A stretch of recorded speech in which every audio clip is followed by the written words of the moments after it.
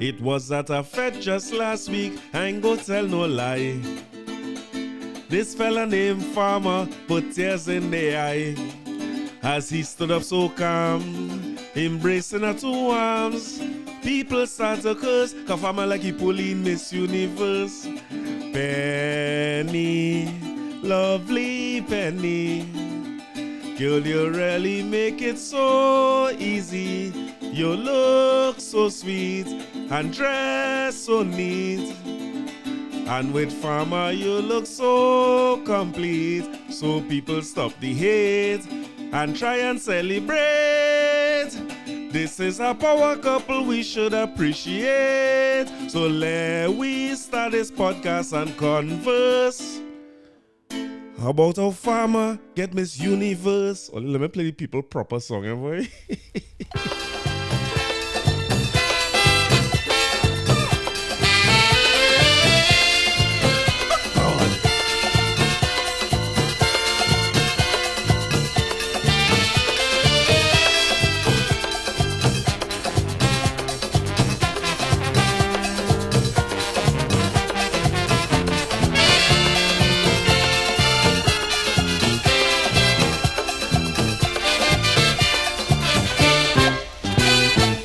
It was 12 o'clock, the hour, a night in July, when a TTT announcer brought chairs to me eye.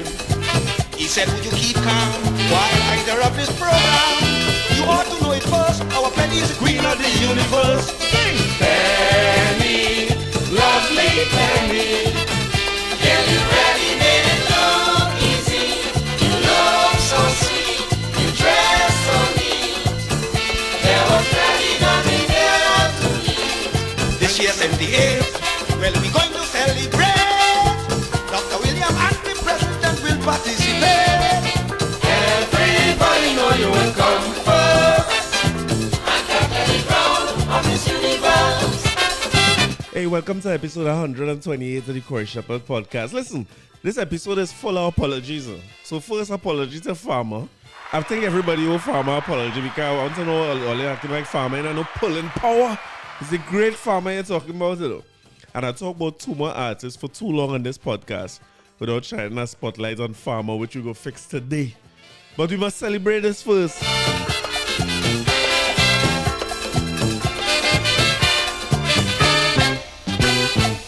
When I saw the film, it really brought joy to my heart. I was quite convinced that Penny had won from the start. Her figure looked so cute in her lovely bathsuit.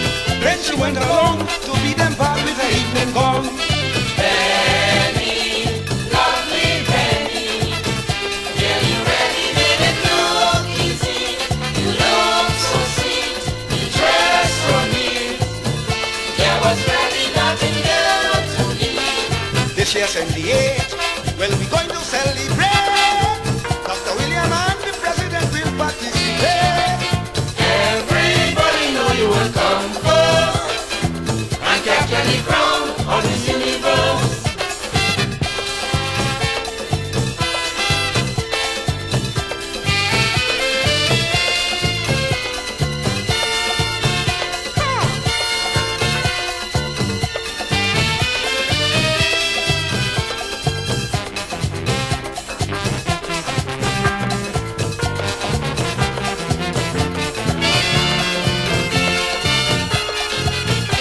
Next verse now. Dr. William Arpiaco, he couldn't resist. As Miss Universe said hello, he gave her a kiss. Then he pointed to the aircraft and said to the whole staff, may her days prolong, I name her after Miss Commission.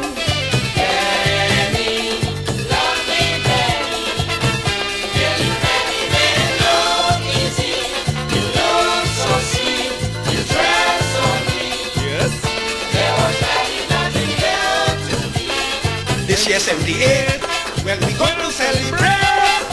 Dr. William and the President will participate. Everybody know you will come first and capture the crown of Miss Universe.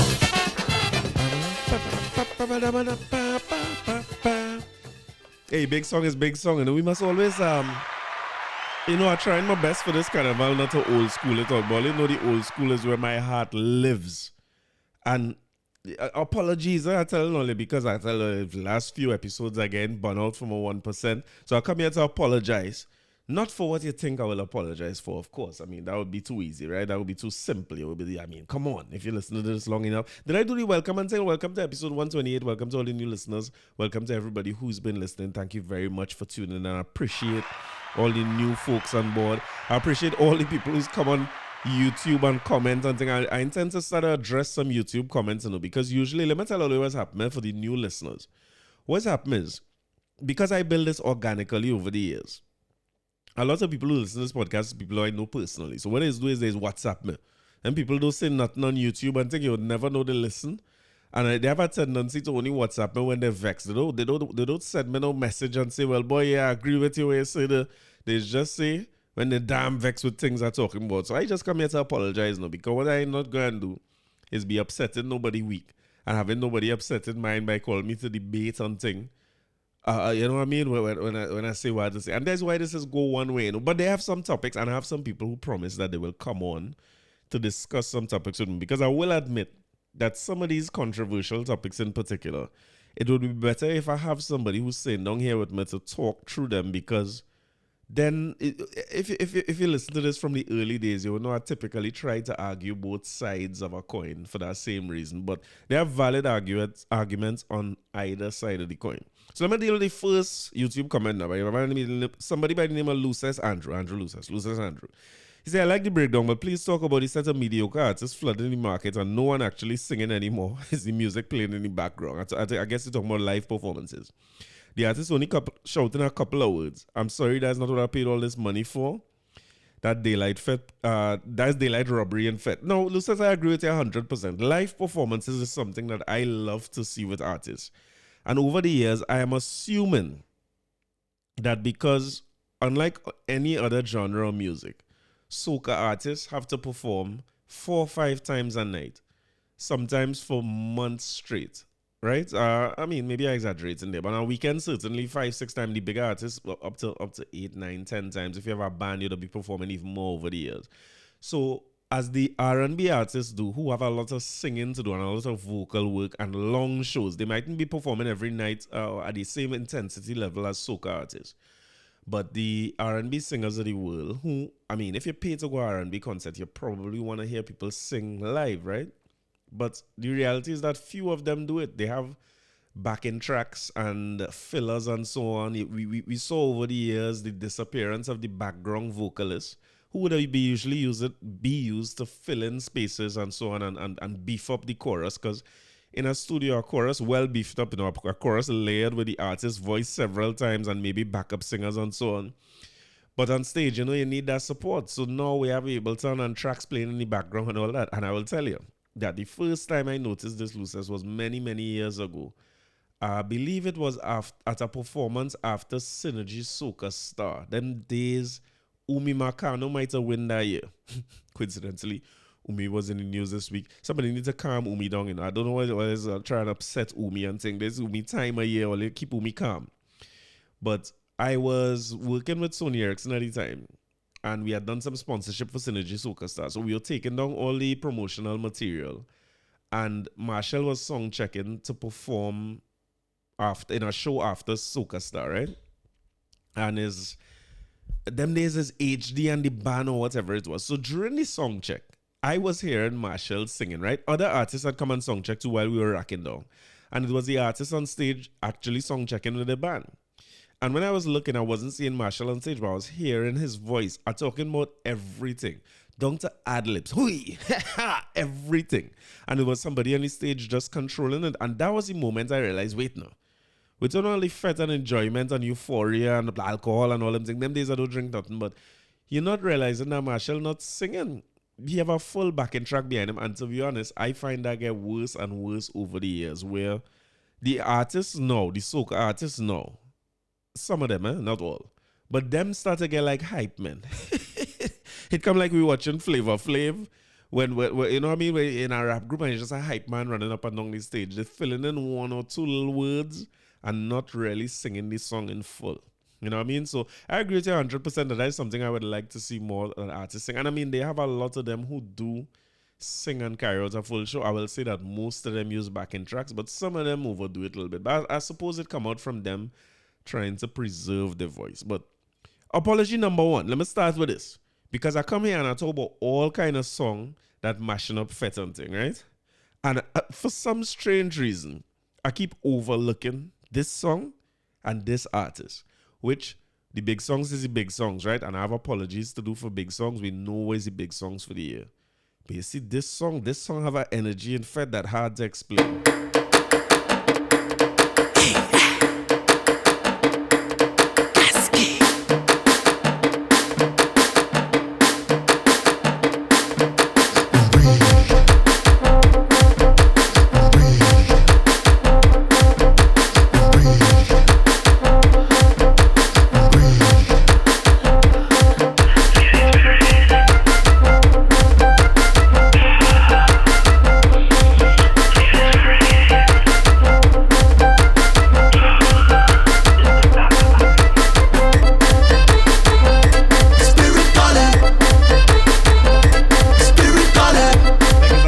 Yeah, it was a spirit kind of year.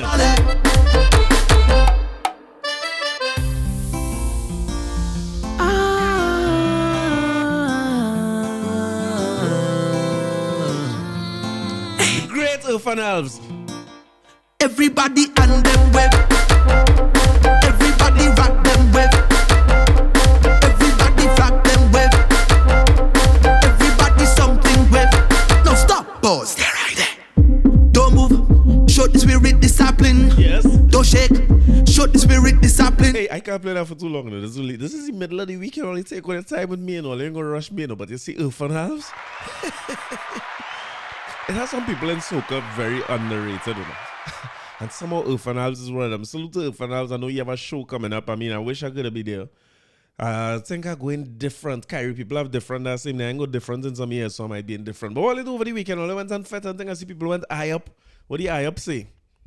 I ain't going no more water fete, you know, because like I saw all this spraying on people. I'm now feeling like I recover from Soca. I'll stick to old people fete. It don't an old wet fete for old people.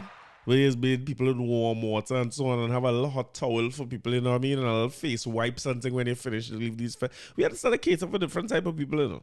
And I'm talking last week about show where I could sit down for the whole show and have a little VIP parking where I close to the sitting area and them kind of thing, you know what I mean? With the washroom right there. I don't want to walk too far. It's our servers. I'm willing to pay the extra, you know, wherever is the extra, let me know to pay it. And this weekend was one of them weekends for me because I have a neighbor who had a fete. Salute to my boy Zola. The Azola family. I'm talking about a house that is 2-3 houses away from my house, right? And the man is a fete promoter. He a home fete. You had to imagine that is the way fetes like Sunnyside Up and Vale and these kind of fetes start, right? Where it's just people who cool, who invite other people who cool, and they come and start a lime, and then the cool start to spread.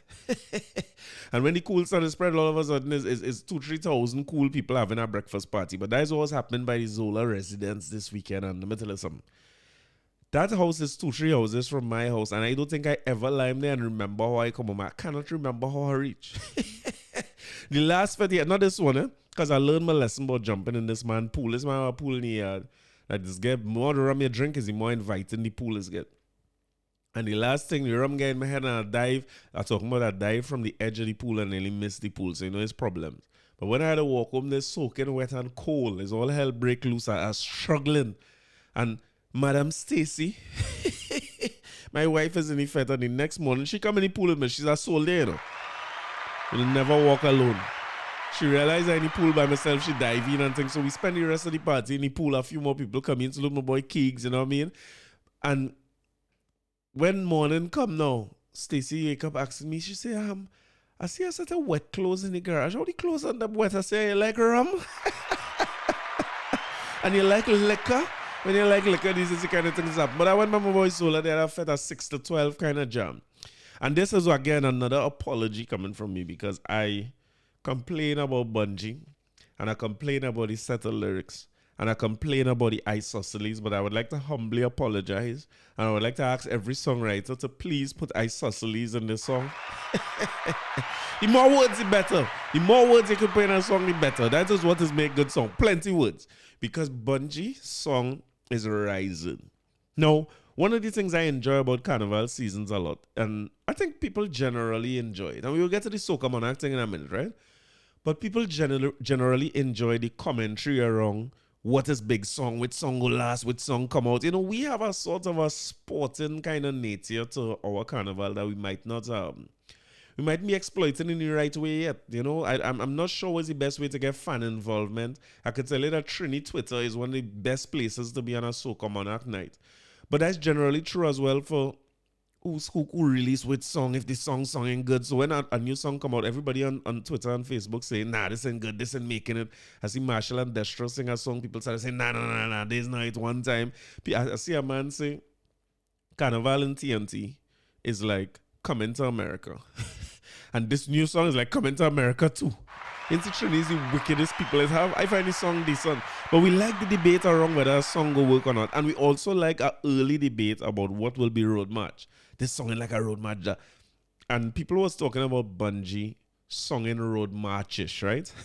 And I'll tell you that is not a typical road march song. A typical road march song deliberately dies off in a certain part of the song and then deliberately builds that crescendo. This arrange this song in a way where it have a sort of a fade away and a build up. Now, they have some songs that was not, many songs over the years had maybe not been deliberately designed as road march songs and come and win. So, for instance, Palance may not have been originally written as a road march song, although it has some of the elements in it. Full Extreme was one of them that, the momentum, I remember that year for Full Extreme. I remember hearing that somewhere close to Christmas. And I want to take credit for being the first man who shared that song on Facebook or wherever it was, right? Because when I heard that song, I was like, this is a hit. Now, I saying that thinking is a hit. I not thinking road march at that point in time, but weekend by weekend, performance by performance, fete by fete, that song gets stronger and stronger. And that is typically the opposite of what happens to big songs. Because when they release a big song early, and all these DJs, I mean, the DJs these days very creative, right? They're so wise and creative. They do their best to play a wide range of music and so on, right? So yeah, I'm sure. But by the time you hear it over and over and over and over in fete, it starts, some of the bigger songs earlier in the year start to fade away. So 2 weeks ago, I was talking about Look Back being one of the biggest songs, but listen, they're beating it to death. You know what you're doing, you know what you're doing. It's starting to start, it's kind of song and annoying, as nice as the concept. And I'm not saying it's not a good song. I'm just saying that the radio and thing playing it so much. The DJs, every single DJ playing it over and over. I find it starting to sound like, all right, yes, I know what I'm doing. I look back right there. Okay, good. So we starting to reach the point in Carnival. Now we swinging hard into February, best month of the year. And people want new food. People want new things to munch on. So the front runners now, that Bunji, no, I was talking about songs building versus songs dying off. That Bunji getting better and better. Because in Zola Fed, they're talking about a couple hundred people by Zola, if that. And let me tell you something. That Bunji, the energy in that song, even though it's not building up to a crescendo, there's no real high point in the song, but you see that everybody hand up thing. Boy, listen, everybody hand going up slowly but surely. The whole fella, it's almost like you can't help it. And it's all, you know me and first lines of songs, right? And this is not the first line of the song, but the first thing is here in this song have a kind of rough kind of, you want to rough up somebody and really bring back the vibes of the wild fete and them, you know. But you see that best late entry of the century, that thing have an energy on its own. Like from the time you hear it, you're in ready mode, and I'm not sure that they have anything that will compete with it. You know, I feel the Marshall and Destro will keep getting better. It's a good song. When you compare I don't know why they compared it to the first collaboration. They should have never do that. They should have just worked together and bring out a song. But it's good. But it was starting to rise. But I realized that this guy is under some pressure. This Marshall Montano guy is under a little bit of pressure. He's feeling a little bit of heat. Because he was supposed to only have one performance and one show to collect one money from everybody. But I hear he show up in St. Mary's Fete over the weekend. Salute my boy Edmundo, my boy One Eyed, and Prevad went up in St. Mary's Fete. I was in Zola Fete, so I couldn't make. But apparently your boy Marshall ran out with the Strand Patrice. This is what's happened when Bunji is on your neck. When men on your neck, you have to show up. And I hear him now talking about, yes, well, it's one show and it's one person, but I might do some cameos and some pop-ups and some. What you're doing is trying to promote your song. You realize that you're behind. You're well behind. Secretariat is out front, and I'm not sure that nothing catching it now. I see the little clip where Fan trying to tell Bunji how to sing the song a little different. I like how she plays it. She say, I had 3 road march. You are 1 road march with 3 people. I go address that 1 road march with 3 people thing too, because I've certain people are calling up the name too much in the last few weeks. So I ain't gonna call the name again, but they tell me that road march should only be for locals. As far as I am concerned, let me put a mistake in his hand one time. Every single competition we come up with should be for everybody in the world.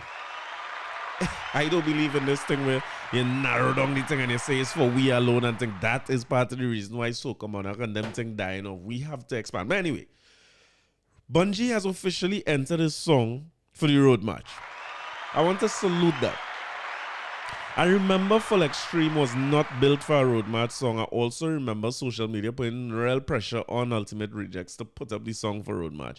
And I remember feeling good when they eventually decided that they're putting it up. Now you know that Maximus MX Prime is a man who has stepped away from competition for a long time. With good reason. Because it had that very Soca Monarch where he had a song named Kick It Way. And I'm not remembering one of the others. I want to say Kings of the Land, show me your 2 hands. I want to say it's that, but I'm feeling like I'm wrong. But they had 2 years where he outright win Soca Monarch and they tell him, nah. As a matter of fact, one of them he might not even place if I remember right. So you can't vex when people step out of the Soca Monarch for those reasons, but step out of all competitions. And they are on a different mission when you look at Ultimate Rejects and their approach to the music and their own approach to entertainment now. But I was glad when they went and they entered Road March because it was clearly a road march. It was a genuine road march. It was the people's favorite. It wasn't like Ministry or Road and was Family people's favorite. I don't like that song, And what was the other ones, Marshall? Force Sweet and like Pump Your Flag. It had some terrible road marches. You see them man-made road march. I don't like it. The organic road marches last much longer and they are still people's favorites up to today. So I was glad when Ultimate Rejects put it in because I think that somebody like MX Prime deserves to go down in the history books as a winner of one of our competitions in Trinidad and Tobago because of who he is and his contribution to the art form. And also because he reshaped it in his own way and he have a level of positivity, or even if you don't want to say positivity, non-negativity about his music, which to me, inspiring even up to today in the way they put together music and stuff now. So I was glad to see them put it down so that his name goes down in the history books. Because we done bad at preserving anything, So we have legends that will be forgotten. But so I'm glad that Bunji also put his name down for this because I think that Bunji also deserve a road march. Not Family. I think that's terrible. But this song is bad and he deserve a road march with it. Now, saying all that, this is end of January, right? So we had to see if this song continues to build momentum, but I'm not seeing any indication that it will die down. Now, I was talking to my boy Naldo from the APP 868 podcast, right? Make sure you check out the Alternative Perspective podcast. These boys good, Naldo and Jude. And Naldo have a lot of experience in the entertainment industry, right? And again, more reason for you to go and check out them fellas' perspectives because they have inside industry experience, while I just talk from the standpoint of a fan, right? I talk from in front of the stage and them talking from backstage. And I'm asking Naldo this week, I said, Naldo, how true it is? This idea that bands is tell DJs what to play. Because if you never hear, the accusation has been that one of the issues with Road March is that the big bands decide who they're backing for Road March. More argument about the Soca Mafia, right? The big bands come together and say, well, all right, we're going to play this particular song. Was Family versus Savannah Grass? I remember crossing the stage that year. Whatever the song was versus Savannah Grass, it was not as good as Savannah Grass. And old people like me, so there was too much energy to cross that stage or wherever that song was, because I don't understand this notion where a road march have to be fast and the BPM had to be up there for me to get a heart attack. I find the best song should be played going across the stage. Everybody go enjoy it because it's the best song. And Savannah Grass was clearly the best song that year. And I'll tell you that all the DJs, because them days I had a little energy still. And what I used to do is when I cross in the stage and they barrier me off, I used to figure out a way to walk down the side, jump back on the stage and try and cross with every section. I'm not doing that again. But what was happening was they would play the hype song, if it's not Family, wherever it was, Kong Shell, wherever it was. They would play the song going across the stage. Then, or when you now enter the stage, and then before you come off the stage, it was Savannah Grass. Every single truck did that, and from my understanding, they will only check the first song. So I asked Naldo, was the truth to that? If they have any kind of merit in that, and he was saying that Naldo was saying that he played for several small bands, like smaller bands, then, and he played whatever he want crossing the stage. It was not even a discussion what you play for on the stages. Then you decide that. And he told me that he played for one big band once, which he didn't name. He maybe you tune into them, they go tell you which one it is. He said he played for one big band once. And they told him, you have to play this particular song, which was a Marshall. And if you don't play that song, you're getting kicked off the truck immediately and you're not getting paid. Now, again, this is a... No, again, when you talk about Soca Mafia, and I was talking last week about collusion and things, this is exactly what I'm talking about. Because if, let's assume that one person manages several artists, owns radio stations, have a vested interest in mass bands, and also is a promoter, it is obvious that he's going to do the things in his best interest. If it is different people own all these things and behind the scenes they're talking about one another and they're planning out the thing to make sure everybody make money, it is obvious that they're all going to work in each other's best interest. So again, when I'm talking about 1% and I'm talking about collusion and Soca Mafia, and get more apologies, I don't want to come across as if I'm supporting these things. I want it to be clear that my point is that we must know that this is the case. Because if I'm an artist, if I have a business, an artist is a business, right?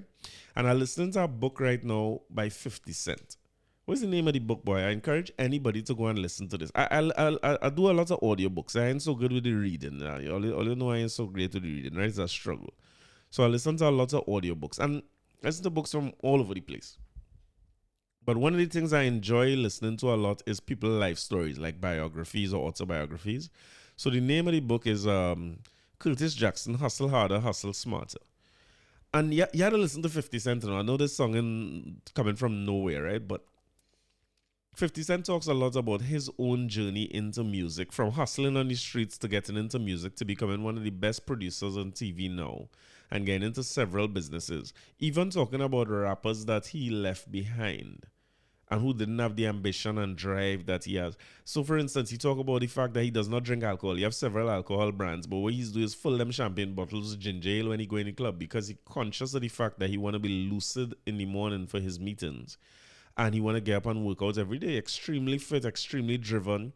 I mean, I don't know if you all followed 50 Cent before, but some of this a little surprising to me. Maybe because of my stereotypical view of what a rapper is. The book is as good as any business book you've read. And one of the things that he talks about a lot is figuring things out, right? He says that he's very observant. He tries to learn from people who know things that he doesn't know. He stick close to people if they know our industry and he don't understand it. He's quiet in those rooms and he tries to understand. And this is the only point I'm making about that idea of this Soca Mafia and stuff. If the Soca Mafia exists and what Naldo's saying is true, I have no reason to doubt it. And there's an organized approach to keeping certain people on the top, meaning that by default, anybody who on the outside of that group will end up not at the top, right? We as business owners must know this. Okay, so this is happening. What do I do now? Do I take my ball and go home and cry? Do I say that I will never make it in life and I'm behind and nobody go help me and I cry every time you see me? I ain't talking about nobody in particular, Trinidad Killer. You cry. I don't understand that mentality. To be frank, I find it to be a loser's mentality. If you're running a business or if you have something to do, or forget the business, if you have something to figure out or you have a goal in front of you, there's a million obstacles going to be in your way. And the reality is that it's either you get past the obstacles, you figure it out, you change your goal, you accomplish your goal. It's really a bunch of choices that we make. So my issue with these things that there's just this behind the curtains soca mafia that nobody don't know who they are, and nobody don't know what is happening, and they can't be defeated. I don't believe in that at all. I believe we could find a way because, again, I have a song to play by a youth man. I always talk about him on this podcast. It's Young Brother. I'm not sure which mafia could stop him from accomplishing what it is he want to accomplish. Because he make a post last week about his the first where it started. And it was really him on the street with a speaker saying, number one, you aim bad. Number two, everybody jamming a gal. And it was vibesy and thing. I mean, it's vibes. And he fast forward all the way to today where he have full, I always used to say, maybe a year ago I was talking about, I just hope that he go on to do full songs. Just don't do chants. Do song with a chorus and a vibes and do collaboration. And he doing just that. So I'm not sure what mafia could stop him. I assuming that the mafia will probably reach out to him if they haven't yet and tell him, here we're going on our way. It's a join a part of this. We're moving. So this is what we do. This is how he is getting. This is how. And from a business standpoint, he had to make a decision as to whether he's going to join that or not. The accusation is also there, like I only talk about Ataclan as well, where if you refuse to join up with the mafia, then you're going to end up in a situation where the mafia. Siri, you relax yourself, nobody can call you. If you refuse to join the mafia, ask Siri. So, if you refuse to join, then they squeeze you out even more and you're running into bigger problems. But again, you must just know what this is. So we know this thing exists. We know from Naldo, we get some inside information that is what is doing trucks. What can I do to improve that? What can I do to move them out? What can I do to still get success? Well, I always talk about the idea of road march. If everybody playing on a Serato and thing back in the day, all music is digital now. It can be counted how much times a song play on the whole road. I don't know why road march still needs to be a stage count. Because we all know, all of us who play mass know, they have songs that is genuine road march and we on the road and we enjoying those songs more than any of the other songs out there that play. So if there's a digital approach to capturing all the information, then we're going to know who genuinely play, and then we could get away from that idea of this one choose to this and Tribe only playing this song and everybody done back in Marshall. So, you know, to get Marshall to come and play in your band, you bring, I mean, we can't get stuck in this thing. Marshall ain't going to be here forever, you know, and Soca will be here forever. So we had to work ways around that. Although Naldo told me that some people are working on this. And cut. Let me move on to the next slide. Let me move on to the next. I'll go and listen to Naldo. If I heard Naldo's stories, go and listen to it. I don't want to get. But let me just, I could give a little slice how bad this youth man is. This youth man's so bad to me. And I will use this to kind of segue into another issue I having with Carnival, where people seem to be pushing this idea that you must only play new music when you're going to Fete. I do not understand the notion. The same people who talking about Soca Monarch get cancelled, and that was the only place the youths can get by and get forward and develop the youths and thing. And those same people saying, make disposable music and throw it in the garbage at the end of every year. But let me show you why music could never be disposable and why a hit song could never have a shelf life. Oh gosh! All you know this one? This is our version. Gosh! Why? Wow! Hey, baby girl, when you whine, when you push back. Hey, baby girl, when you whine, when you push back. Hey, baby girl, when you whine, when you push back. Hey, baby girl, when you whine. I was feeling it till she come and give me the juke on the junction. Hey, baby girl, when you whine, when you push back. Hey, baby girl, when you whine. Girl, you give me style. Boy, you give you juke till you forget about your man. Hey, baby girl, when you whine, when you push back. Hey, baby girl, when you whine. You give me one injection in the section. I did not have to pay. She give me something and tell me hello. Juke me down right away. One injection in she section. I did not have to pay. Then she give me something and tell me hello. Jesse Action. So when you're coming back, Sanja, when you're coming back. Hey, baby girl, when you're whining, you push back. Listen, no, so we know that, I mean, most of the people who have our age group, we know that song, right? Gabby's song. That's a salute. A big song, Dr. Cassandra, right? No, and again, that song, that Dr. Cassandra song, I don't know this for sure, right? But I would be surprised if Gabby wouldn't say that Dr. Cassandra song was also inspired by a Kitchener song about injections, right? Maybe not, but I would be surprised if it's not. So the idea that music just disposable and you could throw it away and every year is the antithesis of developmental youth. So I a little bit of surprise that when you hear this college boy Jesse and Young Brother, right? Salute to them. Taking a classic and making it something different. Now again, if you're from that era, you're probably ain't gonna like this. This come just like Coming to America versus Coming to America. So if you're from the era of Dr. Cassandra, I was partying when Dr. Cassandra come out, little school party and thing. And if you had asked me which version I prefer, I probably prefer the original version, but the youths will probably prefer this version. The youths going to prefer this version, right? And it will also introduce them to the older version. I remember when, say, Maximus had sing Soca Train. That Soca Train was a monster that year. You know? And this is how, when you're touching classics, you have to be kind of careful. And I think these two youths do a good job with this classic here. But when you take something like Soca Train, with Gypsy used to sing, Express, oh Lord, non-stop, I want a train. That song was done big already, everybody getting down, and Maximus take the same theme of the song, updated, all the music was updated and fresh for that time, and make it his own. We here in Soca Train, I did not know Gypsy Soca Train when Maximus sings Soca Train, but the song was just bad and it was vibes and it was what it was in our time fetting, but it introduced me now to Gypsy Soca Train. It might have introduced some more people in this streaming era now to more of Gypsy songs and who Gypsy is. I think you might have go back and check out a little Toilet Paper and so on. So the reality is this, when them youths and them touch a song like that, Gabby's stream's going to go because they credited Gabby and so on. Salute to Babsy, who I saw in the comments, telling some Bajan commenters basically, hey, listen, nothing wrong with this. The music there to live. These two youth men find something in it. They show respect in terms of the way I hope they do the right thing with royalties and them things are concerned too. But sometimes they give back life, and we in an era where nobody do have to leave home to go and buy no record to find out who Gabby is. And so more Gabby songs are streamed now due to this Juke in the Junction remix of Dr. Cassandra. I talk about that when Swappy pick up a little piece of the Baron song. Them things important. The music must live on. I do not understand what all you want to do. Every time I make, so you're saying that you want youths to develop. But what you're saying is that when a youth make a big song or sing a road march last year, at the end of the 1st of December, we must now shelf that song. Don't play it at all. Don't give it no more life. Let it die right there.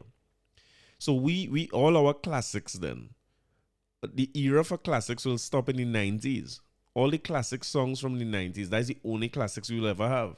When these youths now reach 50-something, 60-something, 70-something, and the big songs of their era only last one carnival, them can still have to go back and listen to Nelson and Rebecca and thing. It's not going to work, you know. I think we sometimes we making decisions that we're not realizing going to kill off what we're doing absolutely. I understand the idea that artists had to put out new music and it's suffering, but it brings me back to Luce's question. Luce was saying, you're flooding the airwaves with mediocre music. You're making a rhythm and a bunch of men jumping on the rhythm and singing. I was calling it resort music, but them fellas on the app 868 says cruise ship music.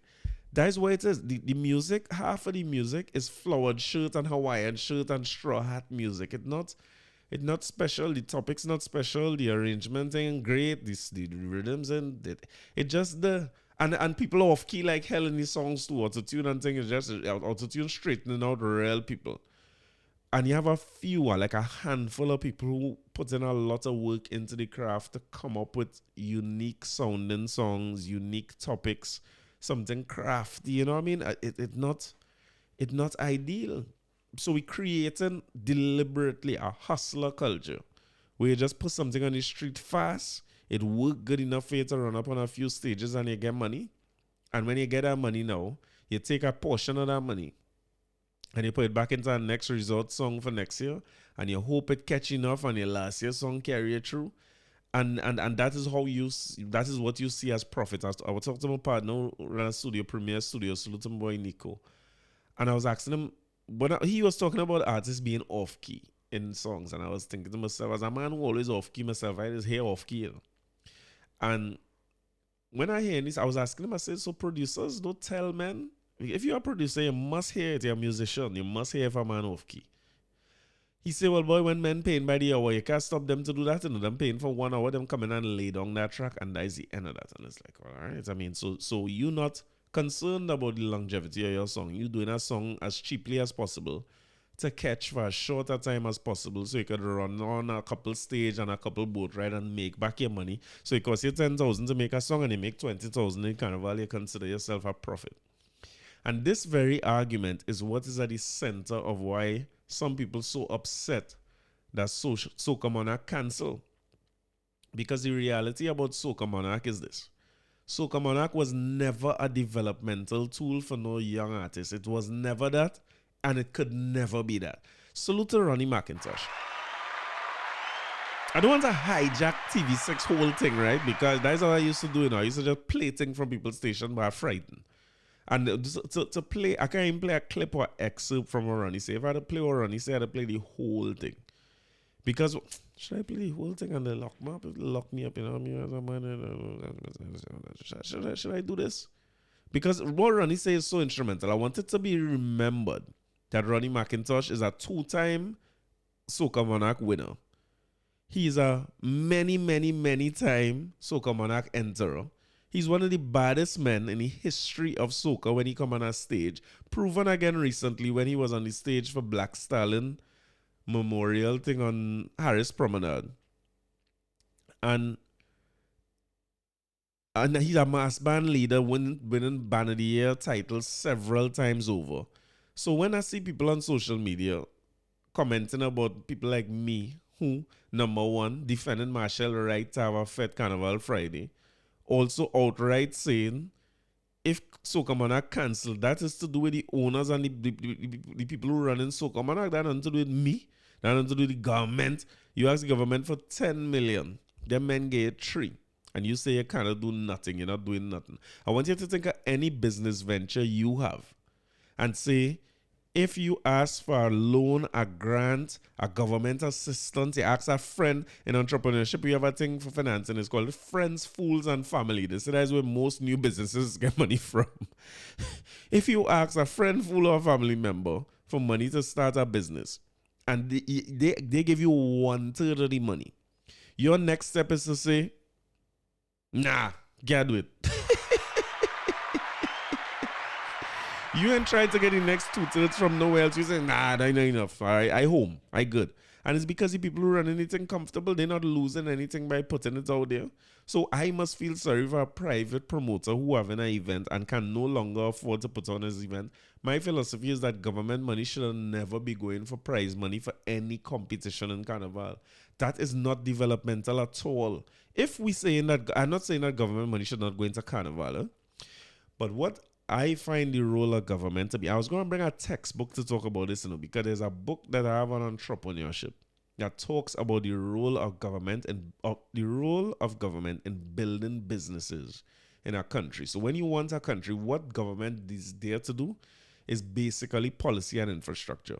So if, for instance, you want an oil and gas industry, here we get oil from Venezuela, we taking the oil and we making it we own, you know what I mean? Salute to Biden to do what we want in these streets now. And all of a sudden, the Atlantic LNG, what is the train 4, 5, 6, what train it is, that was shut down and dormant, or what they say, mothballed for how much ever years. It going and get back on stream and we have an energy sector and industry again, right? For the government to decide that we need an energy sector, it would be wise to make sure that we have the infrastructure to have an energy sector. We have ports where the dredge big enough to take oil tankers or whatsoever the big ships might be.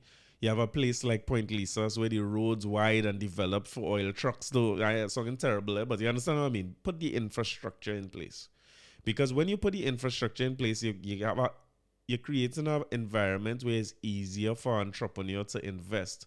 Because now when I take my money and I decide what to do with it, because I could invest in anything I want to invest in, this now becomes a viable and easier option, or more attractive for me as an investor to get into that business.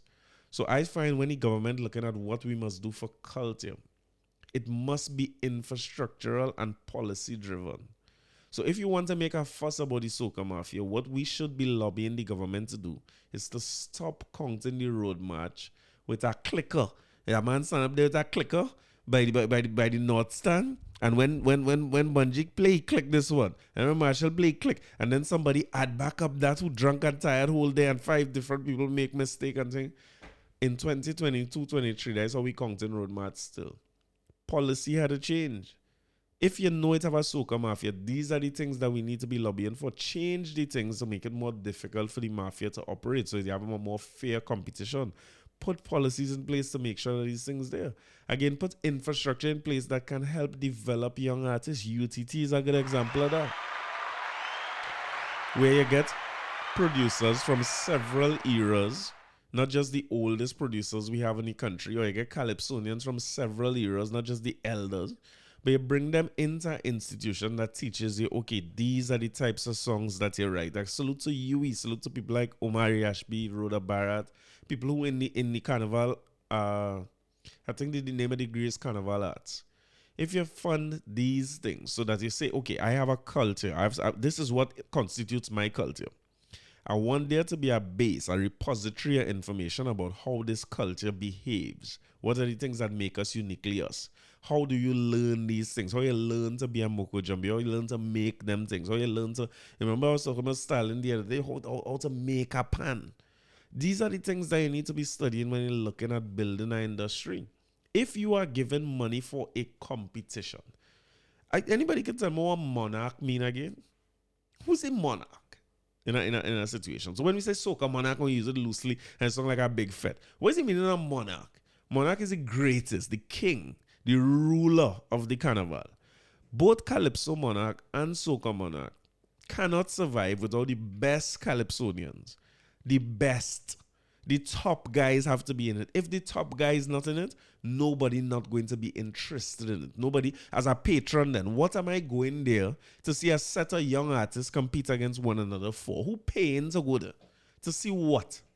To young artists who paying a small money for a song to get a song on a resort playlist and come and sing them song whole night? Nobody is paying to see that. The greatest days of Soca Monarch was when Ronnie was going against Super Blue. You remember? You don't remember. So Ronnie used to go against Super Blue in Soca Monarch, right? At that point in time in the early days. It was one of the greatest times in Soca Monarch. And I just using two of them as example because in the mix they also have several. They had Iowa in the mix. You had a huge show. And that show and that competitiveness, a part of me feels like what created the opportunity for that was that when those artists went into Calypso Monarch, they would come last every time. There's the biggest artist in Skinner Park, and then nobody wants to hear them when the Marsh Grand Night come.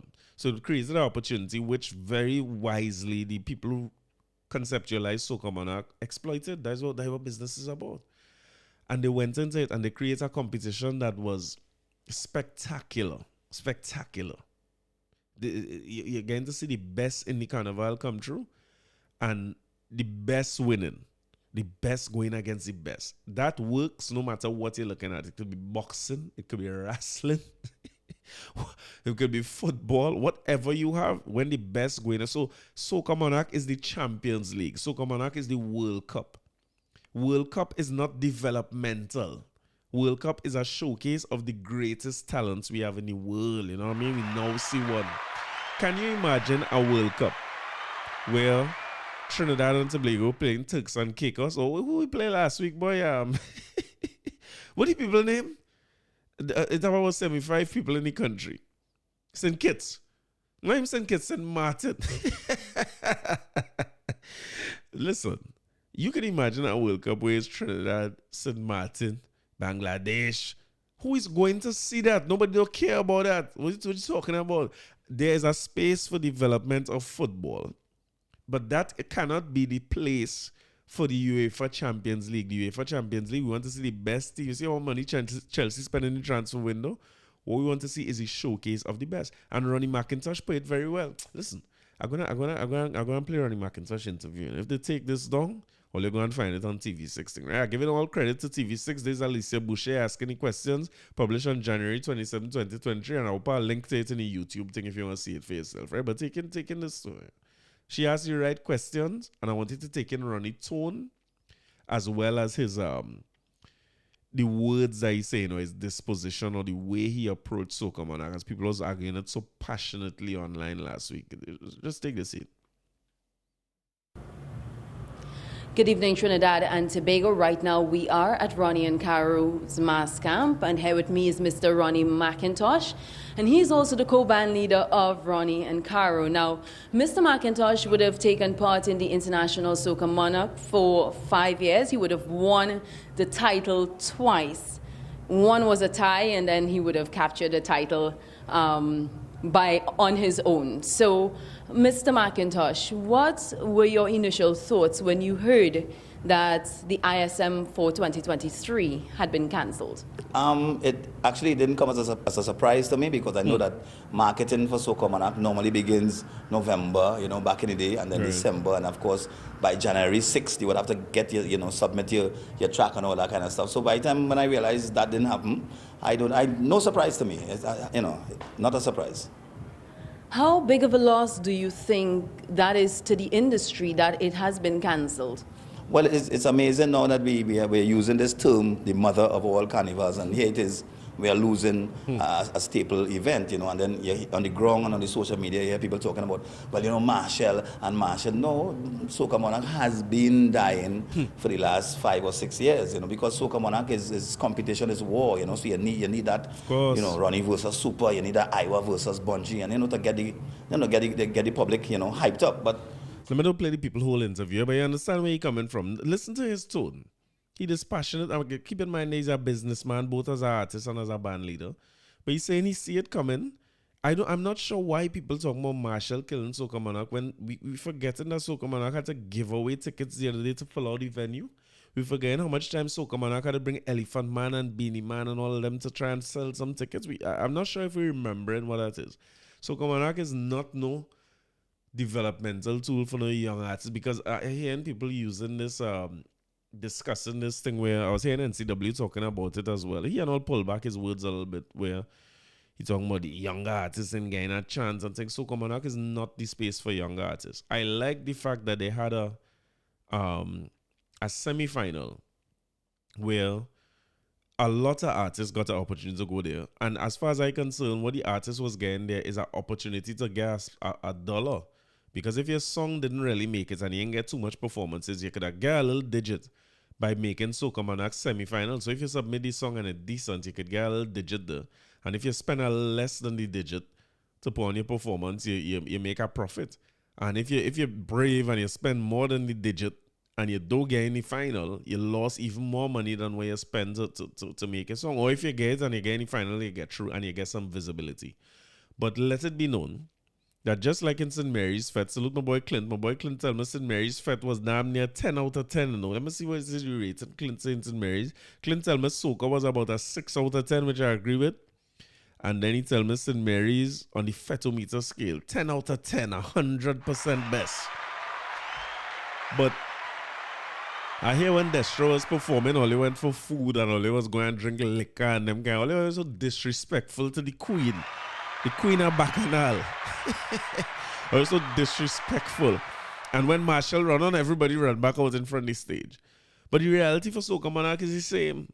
When them young artists come and singing their unknown song that nobody don't know and don't like them and don't know them, they drinks time, they bathroom time, they track and pick up something time, nobody's paying attention. How Soca Monarch, how UEFA Champions League of Soca could be a developmental tool? That is a eat a food tool. So that if you submit a song and you happen to get through, you get a piece of money for the Soca Monarch performance that can help offset your thing. It may give you some kind of exposure, but that is not the best exposure for a young artist either. You going on a stage with giants, killers. You going on a stage with Bunji and Fayan. Let me tell you something. Bunji Garland and Fayan Lions. I want to say almost single-handedly, no disrespect to the Maximus, the Destra, everybody else who was competing during them times. Bunji and Fayan single-handedly take on that competition with the greatest set of performances, and they bring a level of theater to Soca Monarch that make people, you're paying to go Soca Monarch to see what Bunji go do. You know the song already, but you want to see where you will come with and what he will do, how you put together the performance. Where you will light yourself on fire, you will grappling across. Remember when they tried grappling across from the covered stand onto the stage? Bunji, if you don't know this, right? Bunji here come to perform, and he tried to make it look like if he grappling across, they tie a line from the top of the covered stand to the stage. And it was supposed to look, I think, it was supposed to look like if Bunji, that way it's called grappling, like you run across the rope all the way onto the stage and you drop down and start to perform. I talk, listen, you don't understand the energy that is in that venue and that happening. Well, boy, like they ain't calculate right, because whatever you call the sliding thing they used to grapple, whatever, the line starts a belly and a man gets stick up there. But he must be still up there up till today. He must hang up there. If only went to the stadium to watch Trinidad play, he must hang up there still. He gets to see that match for free. But the performance get delayed and everything, and then eventually Bunji just run out and do it. One time Bunji lights himself on fire with the Fireman song, and he burn up his nose and all kinds of things. The big dragon he brings. I was there. I see when that dragon come out on stage, or Fayan doing that Silver Surfer surfboard going through the crowd and thing. Listen, the performances for Soca Monarch was epic. No disrespect to anybody else. I know KMC was in the mix. Plenty big artists was in the mix. Because again, it's the Champions League. And if it's Champions League, you see Ronnie, Super Blue, Marshall, Bunji, Fayan, them is Real, Barcelona. Should I put Chelsea in there at all? Man City, Liverpool, them is the big sides and anything. Young artists going to get destroyed there. There's where you're going to die. You could, it's the equivalent of saying you want Brentford now because we're developing young talent. Or you get Stevenage, one of them little young clubs. Or you get Jablote. Or better yet, you take Naps and you put them in Champions League because you're trying to tell me you want to develop young talent. That is the way to kill young talent. Think of boxing, where you could lose your life. You want to put young boxers who now coming up in the ring with Floyd Mayweather? It is never going to work. It is one of the very things that killing off a lot of these young people who have a good song and a good direction and a good initiative. They're going in these competitions force ripe and they're dying because they're going next to killers. You're going to Blacks and Kesson. These men with this brutality you're going into, you're going to come dead last. Nobody don't remember your song. It does nothing for you. If we want to develop young talent, let us assume Soca Monarch asked for 10 million this year. What do you want to give as a figure as an average that they usually ask for? 2, 3? Now we say $3 million a year. How long Soca Monarch going on now? Since the 90s? In the early 2000s? Or we add up them years somewhere? And then add up all them $2 million prize and then $3 million grant and thing, right? And tell me, if you take that money and pool it into actual development, where you put greats. So you take the greats who might have been here. Because I hear Shadow. I played for Shadow at time with Daddy and them in a hunger banquet in Habitat for Humanity. And there's in Hyatt. And Shadow is backstage complaining about he don't get respect and people fighting him down. And this is the greatest. Anybody who you ask who's the greatest in Soca, Shadow on the list. And he talking about getting fight down and them. These men, the explainers, the Shadows, the Starlings, the Super Blue, the Nelson, the Rose. You want to talk about development? Take that same set of money and engage these guys to start working with the younger. I don't want to call no young artist name. I don't like when young artists, I remember in the song system I was talking about that last week where it used to have Matt Similar, Radioactive Jugglers, Excalibur, bad sounds back in the day from here, right? And then they used to try to pitch an old song and call them a young song. And some of these young songs, some of the baddest when I ever see. You see Zygon and David, and them was a bad sound. Taurus Movement was the baddest sound I ever hear. Delegates bad. Delegates has more dub plates and plenty big sound. So I don't want to pigeonhole nobody as young artists, but not any of the one, because now we starting to say Preedy and Second Son them as young artists when these fellas very established. I'm talking about the ones who we don't know and we might be able to see it. Pair them with some of the greats. As a matter of fact, don't even go back as far as Rose and them. Pair them. Find people like Voice, people like and pair them together so they start understanding, okay, what performance is about. How you dressed to go on a stage, how you carry yourself, how you write a song, how you produce a song. Because our industry is not based on prize money. A soca industry is not based on run out and run back out and you run in and you run back out, and then next year, they ain't play a song again for the rest of your life. Our industry is based on writers, performers, singers, vocalists, instrumentalists, lawyers, management, accountants is our industry. So if we had take all them set of 2 million and 3 million and we genuinely put it in the development of youth through our academy, our university, our mentorship program, subsidize, help them pay for proper studio time by proper producers who could help them through the craft so that they start developing. So that by the time you put them in a Soca Monarch, they're not dying. Then I will know we're serious about the thing. But we Soca, Marshall killed Soca Monarch. And I don't believe in these kind of things, boy. Why? People using this term greed. So Marshall make enough then. As far as I'm concerned, Marshall make enough. So we're supposed to operate in a way where when I make enough money, I'm supposed to stop wanting to make money. I don't have any more ambition. I don't want to be the best.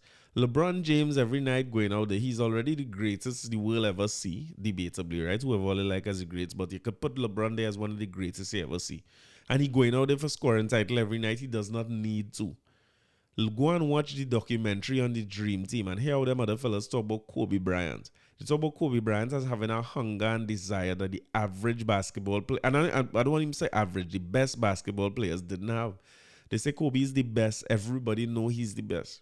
And he getting up early before everybody and train every day. What he going, so he going out, he greedy. We just want to take everybody money. Kobe fighting down all the other basketballers. Kobe not giving nobody space. He's giving and nobody nothing. Watch, if you want to watch his Dream Team documentary, watch Michael Jordan documentary. They have a part in it where he in the locker room in the All-Star game, right? And he is basically saying, hey, that little boy coming for everybody's spot. He says, you see that little fella? He coming to, he's a killer. He say, all you better watch it because he's taking people's place. 50 Cent talk about it too. He talk about it in his book. Listen, when I think I on top, I'm not here to make no space for nobody else. That's not Marshall's responsibility. Tell me something now. If you find Marshall greedy, why we must not have from Trinidad and Tobago an artist who is the greatest artist in the world, in the history of the world? Why Trinidad and Tobago mustn't have a Michael Jackson, a Beyonce? And Barbados have a Rihanna who's one of the greatest artists the world ever see. So Rihanna greedy because she asking for big money and coming and perform. You know, I don't understand this loser mentality. I think it is a loser's mentality. We should be happy that we have somebody, we have a Kobe Bryant here who has achieved 40 years in the music industry. And he's still a killer. He's making no space for nobody. Them is the kind of thing supposed to be getting people better. Go and listen to 50 Cent book. You go understand my perspective. When you're under pressure and it has no way out, that is what greatness has come out from. Greatness don't come out from no kind of easiness and no kind of everybody hand you everything. Go and watch Rich People Children. Or if you want to go and read a book called Shirt Sleeves to Shirt Sleeves in 3 Generations, where they talk about people who were the wealthiest people in the world. And those people, children, squander all the wealth. Within the next 2 generations, they go back to working class. Shirt sleeves to shirt sleeves in 2 generations. You know, Joe Rogan have a way he say it too, you know. He say, hard times make strong men. And then strong men make easy times. And easy times make weak men. And weak men make hard times. You go and work out that for me, you know what I mean? Work out that for me and tell me how it's up. I don't believe in this idea, boy. So it brings me to more points about the competition thing and why I feel the way about this. I get that the way people feel about our competitions has a lot to do with the fact that our taxpayers' dollars go into the competitions. So when I put taxpayers' dollars into that $2 million prize, it does not feel right that a foreigner who might have, let me just assume it has some Yankee or some British fellow who have better circumstances, better writers, better producers, and so on. And let me assume we pay prize money, there are $10 million US, right?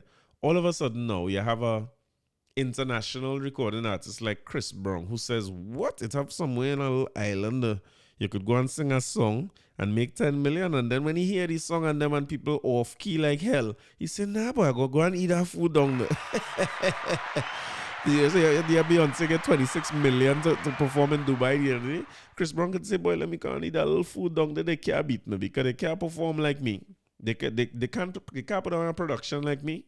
They can't dance and sing and perform like me, and they can't write a song and put it out there like me, and they don't have marketing budget like I have. So I get where people coming from in terms of our taxpayers' dollars leaving the country. My argument is that our taxpayers' dollars should not go into any prize money in any competition whatsoever. Look, I can't tell me of the culture, you know. That's not disputable. Go and listen to 127 reasons before this one why I can tell you I am of the culture and I am the culture. You can't stifle something and say that because I give prize money and the prize money mustn't leave the country, it must go to Trinidadian because it's government subvention paying for it.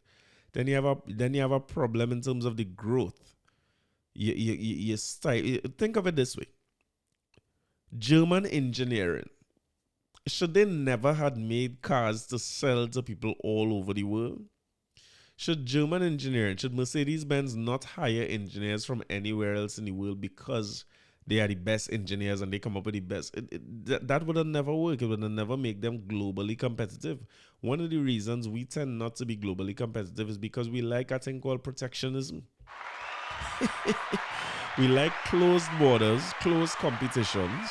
So, and you know, if I tell Ole tomorrow, Digicel had to go back where they come from, you know, Ole vex. You like competition when it's better in you. Because before Digicel came in this country, B-Mobile was selling phone for thousands of dollars. When Digicel came here, phones had to sell for $49. I was working there at the time and I couldn't go home for his people to see. Just to buy phone for $49. The phone plans improve, the level of service improve. I know I didn't like the level of service, but it's way better than it was when it was B-Mobile alone. And they switch. They're taking years to change from analog to digital and think now as something come out, they're ready to go. We're ready to go 5G. Let me go. Because you have a competitor there who pushing you to do better. So you see, competition is an important thing. And you want to compete with the best. So if you have a Champions League, how the Champions League could be the Champions League if you only have Trinidadians in it? It's not going to work. You need to get the best of the best from everywhere in the world to compete with one another. It's a drive thing. I know Soca Monarch was open, but I keep forgetting that the road match have this stupid rule where it had to be 1/3 of Trinidadian or 2/3 of Trini and them kind of thing. I do not believe in that at all. There was a song. Could I find that song, boy? Yeah, I think it was Short Shirt that had started this whole debate. Short Shirt Road March. Can't remember. I can't remember. I didn't plan to play it, so let me not go and look for that now. But I believe Short Shirt, who would have been from Antigua, was one of them who had a song that was, oh yes, Tourist Lego. Let me see if I could get a little slice of it. There's one of the songs that start the Ratakan, you know.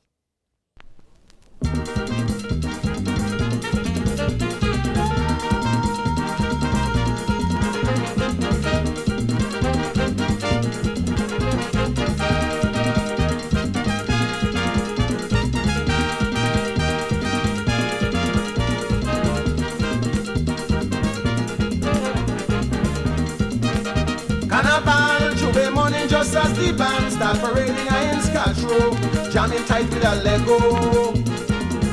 Pretty little Yankee tourist at that. She says she come down from Halifax and she never see carnival, so she come to join in the bacchanal. She want to go jump and play she mass just like an Antiguan. She want to go jump up and join in a Juve jam, join in the greatest vehicle of expression, jumping in the steel pan, dancing in the sun. She want to romp, she want to dance, she want to jump, she want to prance, she want a man, she want to jam. She blood run call every time she hear a pan roll. Dang dang li dang dang dang dang dang dang dang dang dang dang dang dang dang dang. She want to romp and shake she waist. She want to make mass in the face. She want to romance with a man. She want to wine, wine, wine, wine, roll, roll, roll, roll, jump, jump, jump, jump, jump, jump, jump, jump. And I study a grandmother whining low. Your grandmother train waste them time, but yeah, that short church song was one of these songs that was controversial, and they ended up banning any foreign songs from playing. But if you go back in the history of Road March, right, you will also find this song. His song is from 1954. Urban Kirchen Children's Choir by the name of the Happy Wanderer. You'll find this too. Vater war ein Wandersmann und mir steckt's auch im Blut. Drum wandere ich froh, solang ich kann und schwenke meinen Hut. Sing!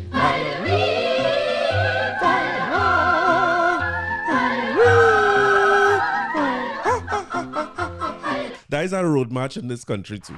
If you indeed go and check it for yourself. We need to get the best. If you have somebody like Short Shirt who come in and sing a song, the song clearly nice, your grandmother say it nice, and you realize you ain't winning, you ain't getting through, you ain't getting performances, you ain't getting bookings, you are going to stop this running and run out. I want to call artist name, you know. Because I firmly believe that they have some artists who are way more talented than what they're putting out. They're good, they have stage performance and things, but what they're looking for is whoever is the newest slang in the country. They go and they get a writer who reasonably priced enough to get them a hit song, and they take that little slang and they put it in a little hook and they push that every year.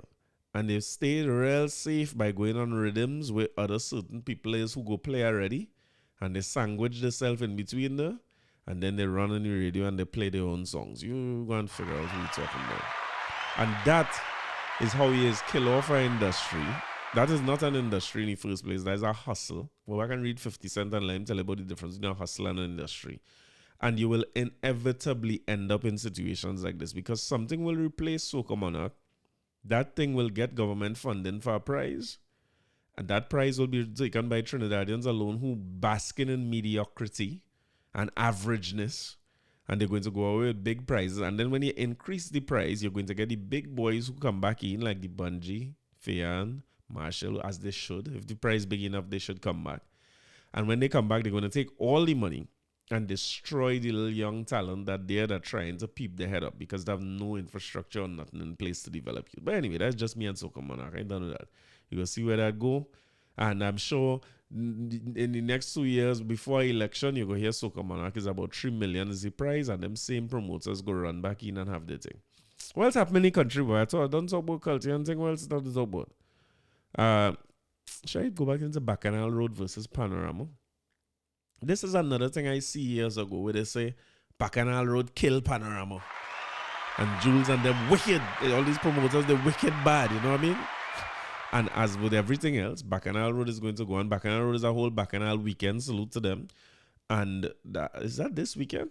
Bacchanal Road coming up sometime soon. But Panorama going to go back like normal. And surprisingly, I saw Scorch, who would be one of the people who moved with Bacchanal Road back in the day, if I'm not mistaken. And on many of the other the committees that are tracking younger people. They ride back in Panorama and they're back on the greens and all that. And what I see from Pan and the junior Pan and thing we highlighted last week, they're looking good and in good hands. Yes, they make some poor decisions back in the day. And the reality is innovate or die. But you could also innovate and try things and they don't work. So they innovate and they try some things and they expand the greens too far and they put swimming pool and all them things. All you have to do is make your adjustments and you go again. As a business, you have to go forward. But, I mean, you know me, right? Or you know me well enough to know that, number one, if I was in charge, it's no public body in charge of Pan. It's not going to happen. It will be business-driven. As with everything else I promote. You see that public sector thing? Public sector must look at policy and infrastructure and so on to make sure it happens. So that steel don't go missing from the North Stand. I have a good example of infrastructure. I think I don't know. Should I talk about this policeman and this warden? I looking at this thing and I mean, rest in peace to Tyree Nichols. It's such a sad story and what you're seeing in the States and it making you realize in the States is more than a race problem, it's a police problem. And it's so sad. Like what? I can't watch them videos where you see that kind of brutality. I struggle with looking at things like that. But I did see a video showing you the police almost laughing about it and, you know, talking among themselves, recounting the thing, how they beat him and he tried to run and I kick him down. And I'm thinking, boy, man to man is a hell of a thing, yes? And we saw our own, a mini, much less brutal version of this, but brutal nonetheless in town, where a traffic warden, who seemed to be backstory, and the rumored backstory, right, is that the warden was trying to issue a ticket to a woman who was in a car. And the woman was sitting there because her fella went into a store on Frederick Street, right? But the fella turned out to be a policeman. And he come out and see this situation with the warden trying to get him the ticket. And basically tell her he's a police, he ain't taking no ticket. I paraphrasing, right? And it turned out to be now a whole big issue where this policeman, quote unquote, he's not identifiable by anything he's seen in the video, right? He jack up this woman and he can handcuff the woman and push the woman down in his car, and it was bad. And the other wardens and plenty of people on Frederick Street stand by watching. And I mean, I'm not sure how much you could do in that situation, really, because you're not putting yourself in there with somebody who getting on so ignorant in these times in Trinidad, where everything is loss of life in this time here. And I could tell you that it looked bad. Just to see a man roughing up a woman like that didn't look right. I think it was unnecessary. You yourself have to be conscious, even if you're an off-duty police officer, you're off-duty in a short pants. And I'm not saying that off-duty policeman can jump to action if he sees something going wrong, right? But the backstory can be that you was getting a ticket or your lady was getting a ticket, and it lead to arrest of the person who was issuing the ticket. So you're reading from Loop News here.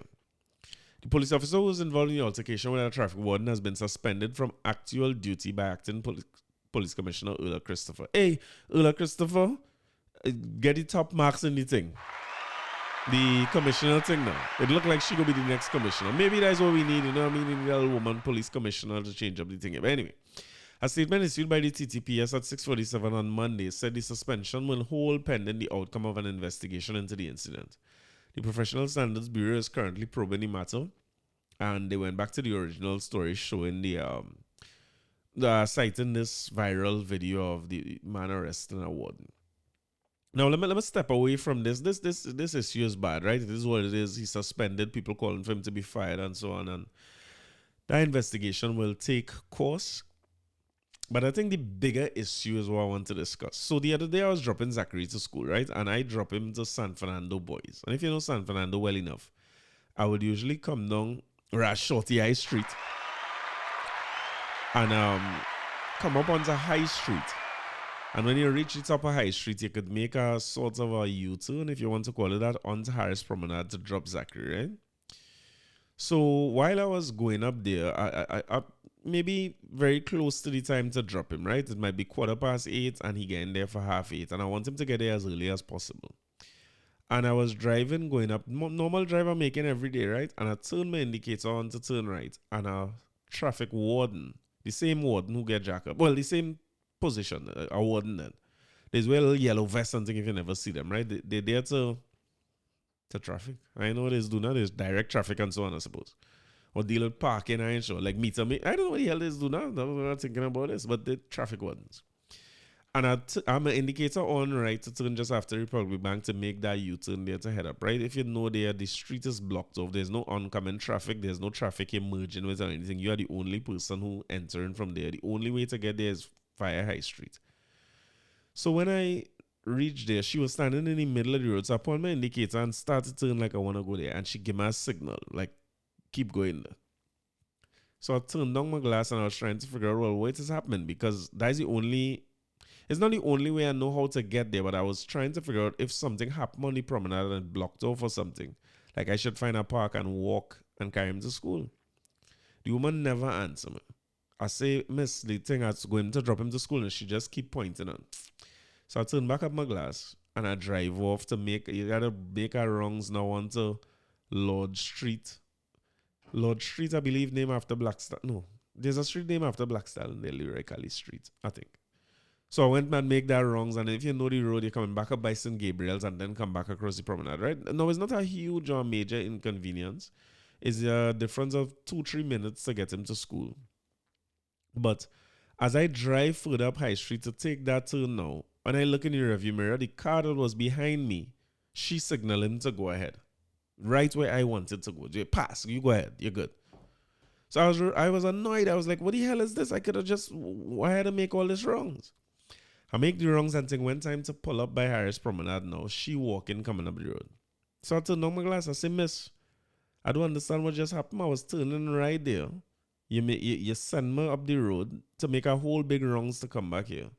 And then the man right behind me, you leper. Sir, people had to cross, and if you can't see that and you can't understand that, you have to go down the road. I said, but miss, I don't understand. If I indicate and I'm in the lane, and you had people crossing, and the car right behind me was able to pass, why wouldn't you just let me wait till whoever the last person is crossing? Now, mind you, nobody was crossing it.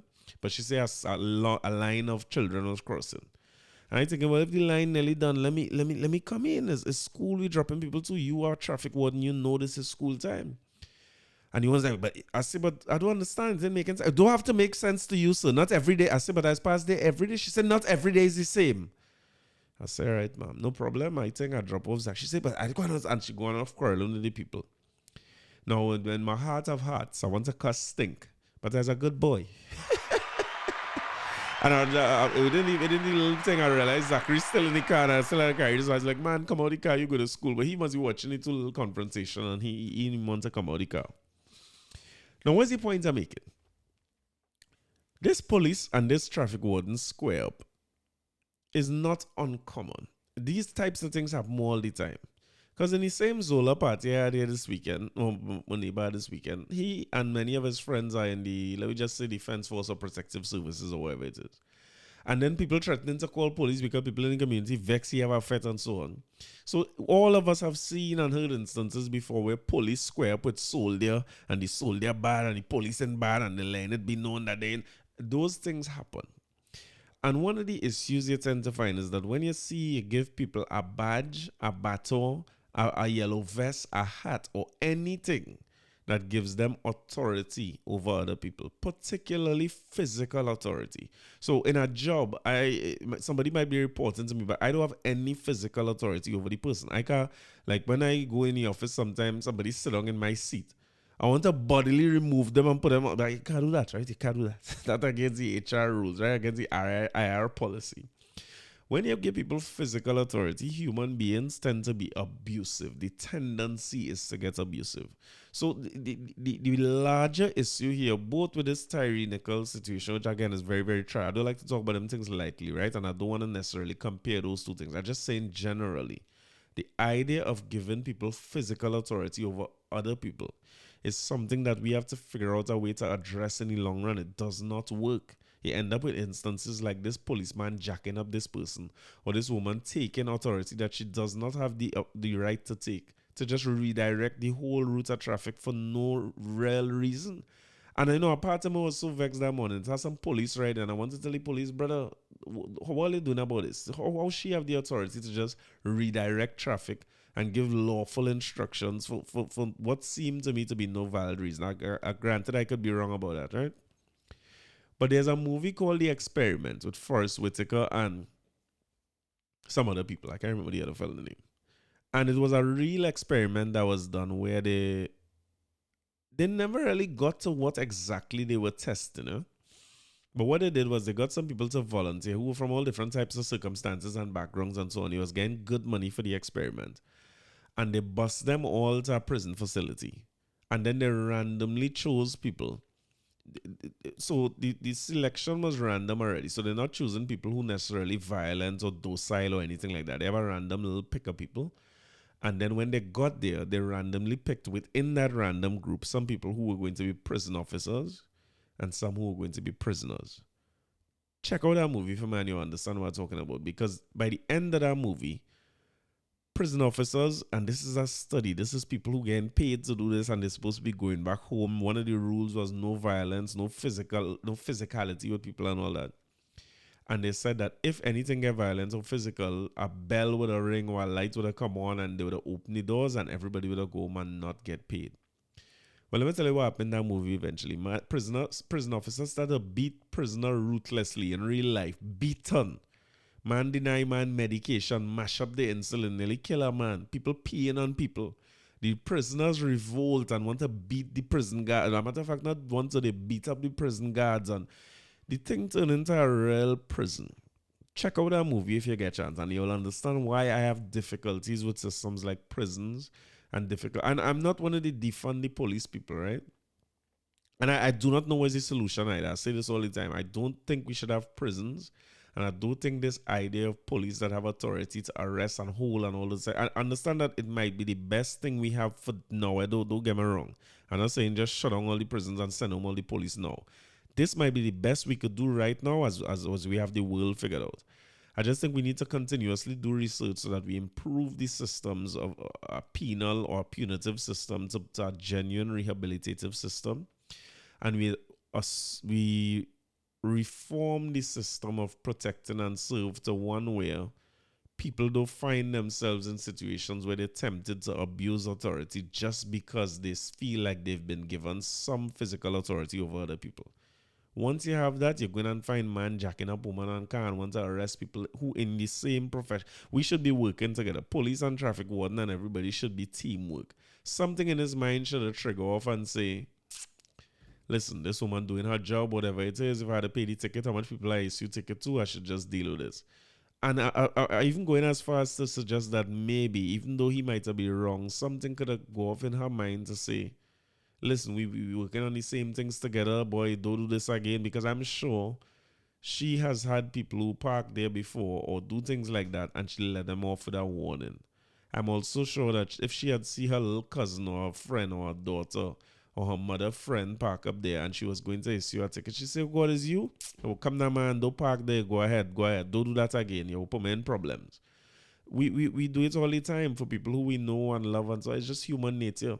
So I think that whole situation, and again, I'm not taking any blame away at the police officer, should not have done what he did. He probably going to get in problems for doing that and so on, because it escalated way too far. Don't feel like I defended anybody in this situation.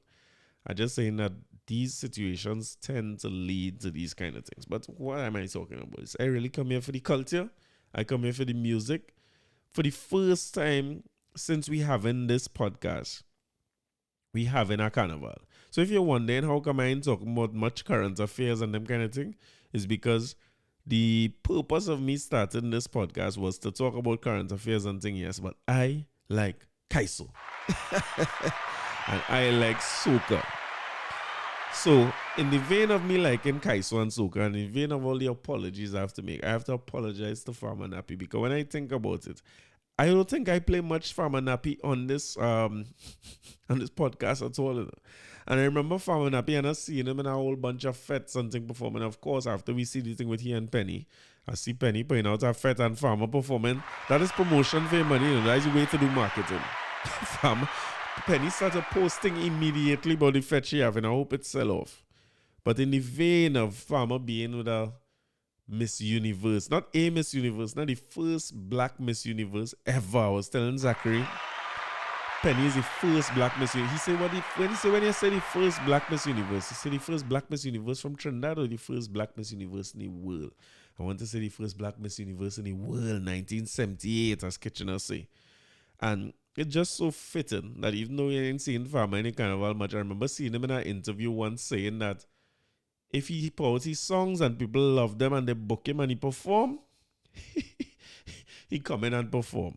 He not liming and no fed trying to get to run on no stage and all them kind of thing. If he put out songs and they don't want him anything, he say, I'm a garden to see about. I like to hear Farmer talking. Farmer is talk very rootsy, very normal and natural. And, you know, Farmer went through a lot. You know, Farmer had some weight on him. I know he had a battle with alcoholism. Me don't drink and thing again. I find Farmer come from far. I find Farmer and Penny is such a nice couple. Like that. I assuming plenty, yeah, just like everybody else with this story. But I hope there's a couple. That is power couple to have fair money.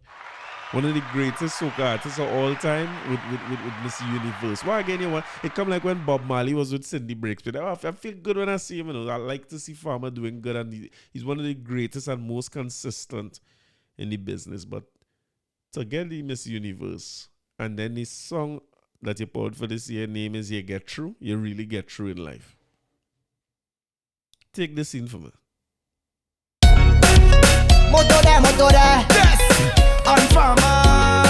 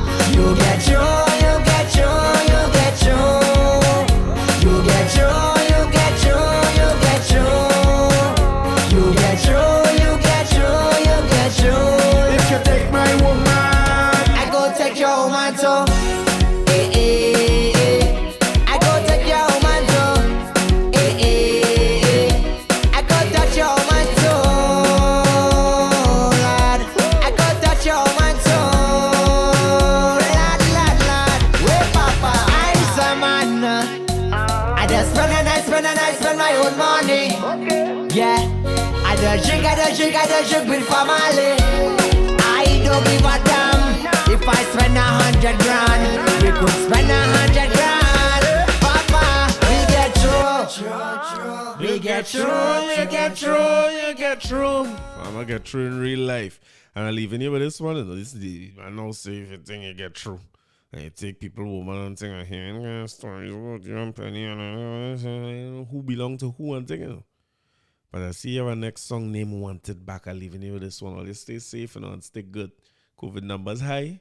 Fed coming in fast and furious. Only go see me next week. Tune in later this week. I always talk about Nick Dean. I finally have an episode coming back with Nick Dean for you before the end of the week. So make sure you're taking that. But I'm leaving all with this one.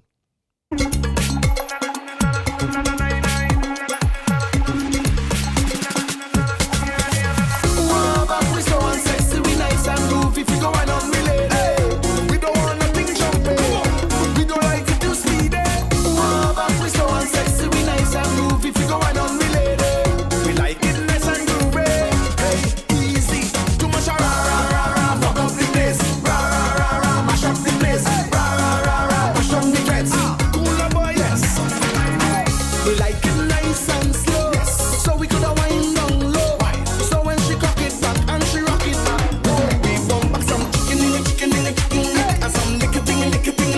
So when you head under something, you have to start dancing, yes. Because your head starts to move so, and your foot starts to move so, and the next thing you realize, you do one in the air so, and you're balling. This music turns me on. Come and party with me. I got a feeling, I wanna jam on somebody. That's why we sing. We so unsexy, we nice and groovy. If you go on unrelated, we don't want nothing jumping. We don't like it too speedy. We so unsexy, we nice and groovy. If you go on unrelated, we like it nice and groovy. Hey, easy, too much rah rah rah rah. Fuck up the place, rah rah rah rah. Mash up the place, rah rah rah rah. Push on the fence, cooler man. We like it nice and slow, so we coulda wind down low. So when she cock it back and she rock it back, whoa. We want back some Beckett, yes. And some so-so, back some kitsch, and some sparrow, and a little bit of swallow, yes. And some arrow, them the thing sweet right down to the marrow. Scrunta in anything too, and the bass part and hell in anything, yes. Stop everything the thing, Gabby in the thing, everybody no jump up and start to sing. This music turns me on. Come and party with me.